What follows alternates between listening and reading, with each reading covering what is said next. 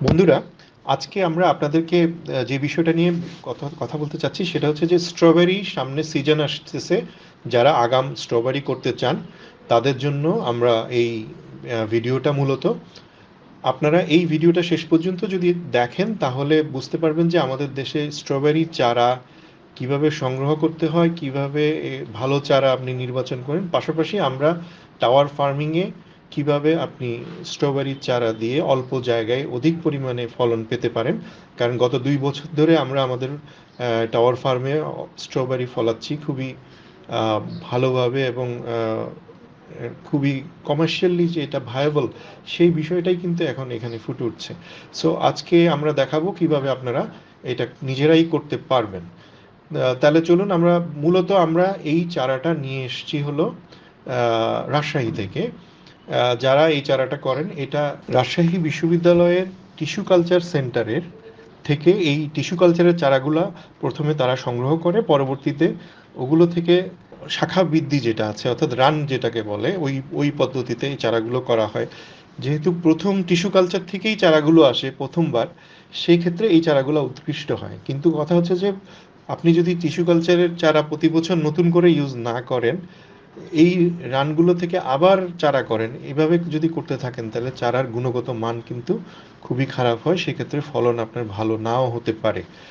Argus যেটা আমরা আমরা আমাদের টিস্যু কালচার সেন্টার আমরা তৈরি করার চেষ্টা করছি, ভবিষ্যতে এটা একটা প্রজেক্ট হবে এবং এখানে যারা কাজ করতে চান তারা আমাদের সাথে যোগাযোগ করতে পারেন। কারণ হচ্ছে রাজশাহী বিশ্ববিদ্যালয়ের টিস্যু কালচার সেন্টারে যেই চারাগুলো করা হয় এগুলো সাধারণত শীতে যেন এগুলোকে লাগানো যায়, প্লান্টেশন করা যায়, সেই হিসাব করেই কিন্তু করা হয়। কিন্তু আমরা যদি অফ সিজনে স্ট্রবেরি করতে চাই এবং উচ্চ মূল্যে বিক্রি করতে চাই, বিশেষ করে গ্রিন হাউস এনভায়রনমেন্টে, সেই কারণে আমাদের অফ সিজনে যেন বয়সপ্রাপ্ত হয় এরকম কিন্তু টিস্যু কালচারের চারা প্রয়োজন হবে। সেই বিষয়টা কিন্তু আমাদের দেশে এখনও আমরা পাচ্ছি না। সবাই শীতের সিজনের জন্য মাঠে করার জন্য আপনার চারা তৈরি করে বা চারা তৈরির বিষয়টাতে মনোযোগী হয়, এবং টিস্যু কালচারের চারা আমাদের দেশে খুবই সামান্য কিছু আমাদের পার্শ্ববর্তী দেশ থেকে আসে। বাট ব্যাপকভাবে এটা আনা সম্ভব যদি অনেক বেশি কোয়ান্টিটি হয়, তাহলে নেদারল্যান্ড থেকে এটা আনার একটা ব্যবস্থা করা যেতে পারে। ওই জাতগুলো খুবই ভালো এবং কিন্তু সেই ক্ষেত্রে অবশ্যই ব্যাপক পরিমাণে চারা হইতে হবে, অন্তত সংখ্যায় অনেক না হইলে ইউরোপিয়ান কোনো দেশ থেকে টিস্যু কালচারের চারা এনে আমাদের দেশে এটার ব্যবসা করা কিন্তু খুবই সমস্যা। এবং বাট যদি আমরা স্ট্রবেরি নিয়ে কাজ করতে চাই তাহলে কি এটা কিন্তু প্রয়োজন আছে। কারণ হলো স্ট্রবেরি এমন একটা ফল যেটা খুব অল্প সময়ে হয় এবং এটার চমৎকার কালার, গন্ধ, সারা পৃথিবীর লোক এটা পছন্দ করে। বাংলাদেশেও এর ব্যাপক চাহিদা আছে। পাশাপাশি এটা থেকে জ্যাম, জেলি, তারপরে হচ্ছে হলো আপনার চকলেট, ক্যান্ডি, এরকম আইসক্রিম, অনেক আহ, আহ, উপাদেয় যে খাবার সেটাতে এটা ব্যবহার করা হয়। সেই কারণে আমাদের দেশে অফ সিজনে বা গ্রিন হাউস যেটা আমরা এখন আপনাদেরকে দেখাচ্ছি এনভায়রনমেন্টে স্ট্রবেরি করতে পারলে আমরা সারা বছর স্ট্রবেরি করতে পারবো। ঢাকা শহরের প্রত্যেকটা ছাদ কিন্তু এক একটা স্ট্রবেরির কারখানা হয়ে যেতে পারে। সেই জিনিসটা নিয়েই কিন্তু আমরা এখানে আপনাদেরকে দেখাচ্ছি, এখন আমরা কাজ করতেছি। আর এই গ্রিন হাউসে আমরা এটাকে টাওয়ার ফার্মিংয়ে আমরা লাগাচ্ছি। আপনারা দেখেছেন এটার প্রতিটা বিষয় আপনাদেরকে আমরা নিয়মিত দিতে থাকবো।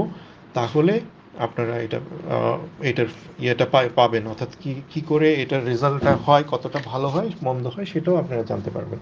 পাশাপাশি আমরা যেটা করি যে স্ট্রবেরির খুব ভালো মানের চারা, অ্যাটলিস্ট আমরা যেটা ব্যবহার করি, আমরা সংগ্রহ করেছি সেটা আমরা আপনাদেরকে দিতে পারবো। এটার জন্য আমাদের সংযুক্ত নাম্বার অথবা ইমেইলে বা আমাদের যে ফেসবুক পেজ আছে সেগুলোতে আপনারা যোগাযোগ করে সেটা সংগ্রহ করতে পারবেন। এবং পাশাপাশি ছোট আকারের আমরা স্ট্রবেরির কিছু ডিভাইস, মানে স্ট্রবেরি চাষ করতে পারবেন, চাইলে অন্য কিছু করতে পারবেন, এরকম একটা কিছু বিষয় আমরা দিচ্ছি খুবই অল্প খরচে। আপনারা নিজেরা এটার এক্সপেরিমেন্ট করতে পারবেন, পরবর্তীতে চাইলে বড় করে করতে পারবেন। আর এইটার পাশাপাশি আমরা গ্রিন হাউসের পাশাপাশি আমাদের 100 গাছের স্ট্রবেরির একটা সেট আপ আমরা খুব সহসাই আসবে। যেটা আপনারা যদি আমাদের এই ইউটিউব চ্যানেলে বা আমাদের ফেসবুকে, আমাদের ইনস্টাগ্রামে, এই সোশ্যাল মিডিয়াগুলোতে একটু থাকেন, তাহলে সংযুক্ত থাকেন, আপনারা এটা পেয়ে যাবেন। এই ধরনের আহ, ইয়েগুলো অর্থাৎ চাষ পদ্ধতিগুলো আমাদের দেশে একেবারেই নতুন, বাট এটা আমরা দুই তিন ভাবে আপনাদেরকে দিতে পারবো। প্রথমত হচ্ছে যে এটা আপনি অর্গ্যানিকলি করতে পারবেন, সেখানে সমস্ত অর্গ্যানিক মেনু থাকবে, সেখান থেকে আমরা দিব। দ্বিতীয় যেটা হচ্ছে যে, যেটা আমরা এখন দেখাচ্ছি হাইড্রোপনিকভাবে টাওয়ার ফার্মিংয়ে। আরেকটা যেটা হচ্ছে যে অ্যাকোফোনিক সিস্টেমে, সেটাও কিন্তু অর্গ্যানিক হবে এবং টাওয়ার ফার্মিংয়ে। তাহলে আমরা অর্গ্যানিক স্ট্রবেরি পাবো এবং সেটা অফ সিজনে পাবো, পাশাপাশি সে অল্প জায়গায় ব্যাপকভাবে আমরা চাষ করতে পারবো। এই বিষয়টা আমরা মাথায় রেখেই আমরা এই চাষ পদ্ধতিটা আপনাদের সামনে নিয়ে এসেছি। সো আমরা চাই আমাদের দেশে এই আধুনিক প্রযুক্তির যে চাষাবাদটা আছে এটা ছড়িয়ে পড়ুক। আপনারা আপনাদের নিজেদের মধ্যে এটা করবেন। এই সম্পর্কিত যেই কোনো প্রশ্ন আমাদেরকে করতে পারেন, আমরা খুবই সানন্দে এটাকে গ্রহণ করি। পাশাপাশি যেটা হচ্ছে যে আমরা চাই যে আপনারা এর মধ্যে সম্পৃক্ত হন। আর আমরা সবসময় যেটা বলি যে অর্গজের পাশে থাকুন। অর্গজ আর আপনাদেরই একটা অর্গানাইজেশন। এখান থেকে আমরা মূলত আমাদের একেবারে আধুনিকতম যে কৃষি আছে, সেই কৃষি সেখানে আমরা মূলত নলেজ শেয়ার যে কথাটা আছে, সেই ধরনের কাজগুলো আমরা করে থাকি। এই বিষয়টা মাথায় রেখে আপনারা আপনাদের সাথে যোগাযোগ করবেন।